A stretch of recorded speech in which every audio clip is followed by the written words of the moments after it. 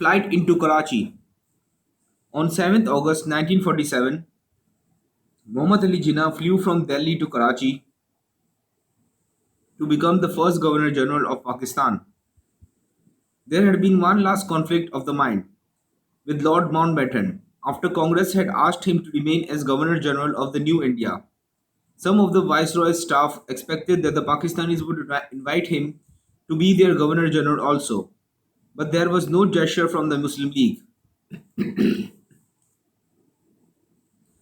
When Lord Ismay pressed Liaquat Ali Khan for a decision, he answered, "There is none yet." A few days later, Quaid-e-Azam announced that his followers insisted on his being their first Governor General.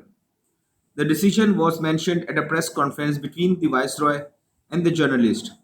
Among them was Mr. Ian Stephens, who has recorded that certain items in Lord Mountbatten's conduct were disquieting. He wrote, "His weak point, some said, was his vanity. When Mr. Jinnah's decision to become Pakistan's first Governor General was disclosed, his pride had seemed hurt, though we thought needlessly, for how could anyone, however able, function effectively as Governor General of both the new dominions?" Members of Lord Mountbatten's staff thought differently. They assumed that Jinnah would be bound to prefer the status and powers of Prime Minister. They did not know of his increasing malady, a possible and valid reason for his not wishing to bear the formidable task which he delegated to the younger and stronger Liaquat Ali Khan. Quaid-e-Azam made the flight to his new capital, the town where he had been born 70 years before, in the Viceroy's silver Dakota. With him was his sister, also Lieutenant S.M. Hassan, the Naval ADC, and Flight Lieutenant Atta Rabbani, the Air ADC. For Flight Lieutenant Rabbani, this was the fulfillment of a dream. A few days before, while traveling in a train towards Delhi, he had read in a newspaper of the arrangements for Jinnah's flight into Karachi. He leaned back thinking what great fortune it would be if he were chosen to fly his leader on this great day. When he arrived in Delhi, he was summoned by Liaquat Ali Khan, who said, "How would you like to be ADC to the Qaid?" Flight Lieutenant Rabbani answered that he would love to. Liaquat Ali Khan said, "Well, you had better go in and see the old man. He wants a chat with you." After a brief talk, Quaid-e-Azam said, "All right, tell Liaquat that I approve of his choice." Mr. Jinnah had stored away his perfect English clothes. He wore instead a new white sherwani.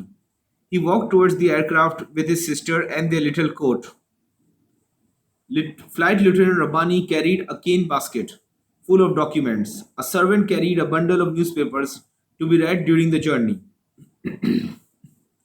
As he stepped into the aircraft, Quaid-e-Azam looked back towards the city in which he had fought for and won, Pakistan. He said, "I suppose this is the last time I'll be looking at Delhi." As the aircraft taxied out, he said, "That's the end of that." The journey lasted 4 hours. After eating a basket luncheon, Jinnah turned to his newspapers. The new ADC had not seen this ritual before, and they both remarked on the precise way in which their master lifted the papers from the pile on the left, read them, folded them again, and built up a pile on his right. If any emotions were awakened by what he read, the long accounts of his own achievement, the emotions did not show. He spoke only once, when he leaned over to Flight Lieutenant Rabbani, offered him some newspapers, and said, "Would you like to read these?" From then he was silent. The Dakota came near Karachi. The Quaid-e-Azam looked down and saw thousands of people in white clothes, a snowfield of the Muslims he had freed, on the edge of the desert.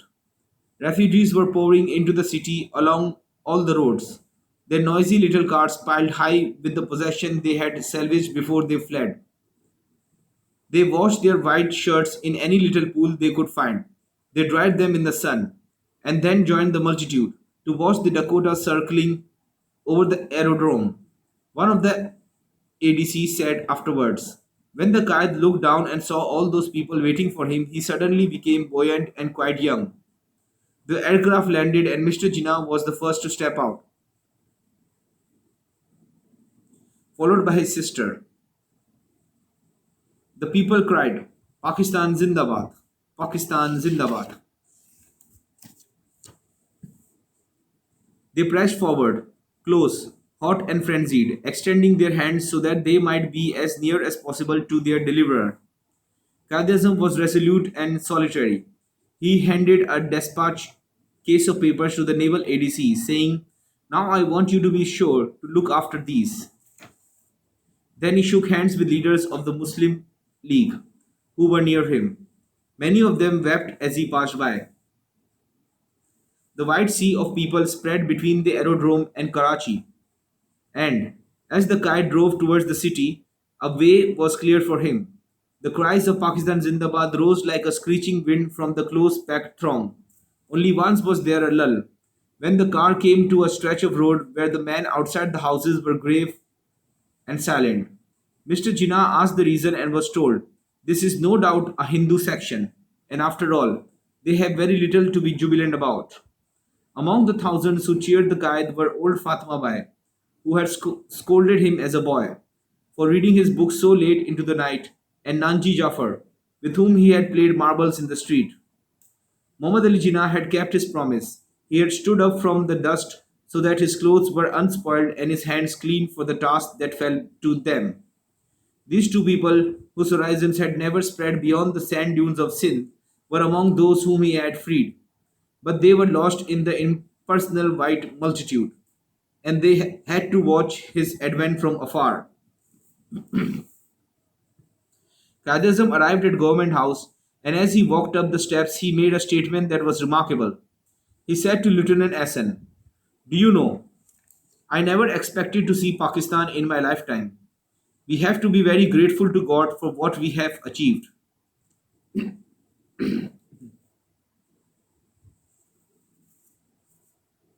The thousands of excited Muslims moved in from the airport. All day and late into the night, they covered the land about Government House.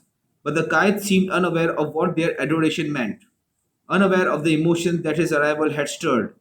With an ADC beside him, he climbed the staircase and examined the house which had recently been the home of the governor of Sindh. He walked from room to room saying, This wing will be occupied only by myself and Miss Jinnah. These two rooms will be only for very important people. I do not wish to have governors of provinces or ministers in these rooms, only very important people, like the Shah of Persia or the King of England. As the glory of the day began to fade, Jinnah became wholly practical. He said to one of his staff, I want a radio installed immediately so that I may hear the news. The aide, who was new and did not know his master very well, said, But you are tired, sir. Why not leave it until the morning? Qaidazam answered quickly, Don't try any of those delaying tactics with me. In the days that followed, there was much to do. A government had to be built, with all the paraphernalia of bureaucracy, in rooms where there were few desks or chairs, paper or pencils. But these first men were zealots. The offices were furnished, telephone wires were strung, typewriters began their insistent clatter, and the Pakistanis created their own little Whitehall almost overnight. Error and folly were inevitable, but those Europeans who knew the character of India and who remained to help saw order emerging from chaos, and they were amazed. A Scottish businessman was beside a railway line 2 miles from Karachi when a locomotive was derailed while shunting in the dark. A breakdown train arrived within half an hour. The workers hurried to their task. They chanted Pakistan Zindabad, and labored until they got the locomotive back on the rails. The Scotsman said, I have been in the subcontinent 21 years and have never seen such a sight before. My faith in Pakistan dates from that hour. Muhammad Ali Jinnah was the focus of this new nation, forming about the new capital. He was the inspirator of all, yet he remained a private, aloof master, seeking no warm contact with the masses of his followers. He spent most of the time within Government House, weary, ill, yet undaunted, while the government of the biggest Muslim state in the world was being built up about him. He walked through the rooms of his new, immense home, examining every detail. He went to the library and saw that the shelves were empty. Where are the books? He asked. The governor of Sindh took them with him, he was told. They belong here, he answered. Go and bring them back. He then examined the inventory of the house and found that the crochet set was missing. He was told that the military secretary to the governor of Punjab had taken the mallets and hoops to Lahore. Jinnah remembered. When he went to Lahore some weeks later, he ordered that the mallets and hoops should be returned. When Qaidism was caught up in this exasperating care of detail, he was also writing the greatest speech of his life. He would leave these fault finding expeditions to return to his desk, where he worked for many hours on the presidential address he was to give to the Constituent Assembly of Pakistan on 11th August. On that day, he said to his people, You are free. You are free to go to your temples. You are free to go to your mosque or to any other place of worship in this state of Pakistan. You may belong to any religion or caste or creed. That has nothing to do with the fundamental principle that we are all citizens and equal citizens of one state. Now, I think we should keep that in front of us as our ideal, and you will find that in course of time, Hindus would cease to be Hindus and Muslims would cease to be Muslims, not in the religious sense, because that is the personal faith of each individual, but in the political sense as citizens of the state. The words were Jinnah's. The thought and belief were an inheritance from the Prophet who had said 13 centuries before, All men are equal in the eyes of God, and your lives and your properties are all sacred. In no case should you attack each other's life and property.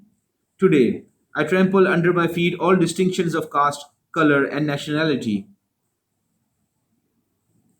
Qaidism's appeal for tolerance was made in English to 70 million people, of whom merely 10% were literate, even in their own language. But it proved his broad humanity, and that he had not forgotten the group of Hindus beside the road, who had been so silent as he drove past into his capital. The Qaid's argument was neither comprehended nor needed. The throngs of refugees, Hindu, Sikh, and Muslim, still met in terrible clashes of cruelty that neither the government of India nor of Pakistan could subdue. In Delhi, Lord Ismay saw Pandit Nehru go out among the killers with his bare hands, trying to quell them. Nehru was equally appalled by the wilful butchery, and like the Qaid, he had to wait until these mass passions exhausted themselves and gave reason a chance. The plea for forbearance was repeated when Mr. Jinnah was inaugurated as Governor General in the presence of the Viceroy on 14 August, the eve of independence. Over them flew the new flag that had been chosen by the Qaid and Liaquat Ali Khan for Pakistan. It was three quarters green for the Muslim majority and one quarter white for the minorities in their midst. Liaquat Ali Khan reminded his listeners that it was not the flag of any one political party or community. He said, As I visualize it, the state of Pakistan will be a state where there will be no special privileges, no special rights for any one particular community or individual. It will be a state where every citizen will have equal privileges and they will share equally all the obligations that lie on the citizens of Pakistan. On 15 August, the members of the Pakistan cabinet were sworn in. When they were assembled at Government House and ready, Flight Lieutenant Rabbani went up to escort Qaid-e-Azam to them. The ADC has described the episode. The Qaid was standing there in his room, more immaculate than ever, it seemed. All he said was, Shall we move? He walked down the stairs, and when we came to the first floor, he paused. The ceremony was to be in the open, and the Qaid went on to the balcony, where he could not be seen, to look at the members of the cabinet and the crowds beyond. He smiled. It was the first time I had ever seen a look of happiness on his face. I said to him, Sir, it is becoming cloudy. It might rain. He answered, No, I know these clouds well. Karachi clouds have no water in them. We continued downstairs and the Qaid went through the ceremony without showing any emotion. When it was all over, I escorted him back to his room. As I left him, he smiled again, but only to himself.